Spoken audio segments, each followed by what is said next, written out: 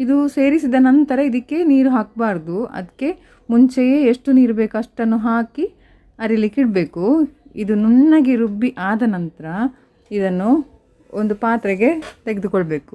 ನಾನಿಲ್ಲಿ ಮಣ್ಣಿನ ಪಾತ್ರೆ ತಗೊಂಡಿದ್ದೀನಿ. ಇದಕ್ಕೆ ತುಳುವಿನಲ್ಲಿ ಬಿಸಲೆ ಅಂತ ಹೇಳ್ತಾರೆ.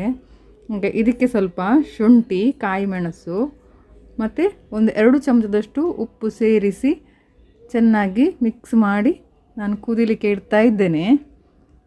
ಈ ಮೀನಿಗೆ ನಾವು ನೀರುಳ್ಳಿ, ಟೊಮೆಟೊ ಎಲ್ಲ ಹಾಕೋದೆಂತ ಬೇಡ. ಖಾಲಿ ಕಾಯಿ ಮೆಣಸು ಮತ್ತು ಶುಂಠಿ ಇದೆರಡು ಇದ್ದರೆ ಒಳ್ಳೆಯದಾಗ್ತದೆ. ಅದರದ್ದು ಪರಿಮಳವೇ ಒಂದು ಬೇರೆ ಬರ್ತದೆ. ಬೂತಾಯಿ ಮತ್ತು ಬಂಗುಡೆಗೆ ಶುಂಠಿ ಮತ್ತು ಕಾಯಿ ಮೆಣಸನ್ನು ಹಾಕೋದು.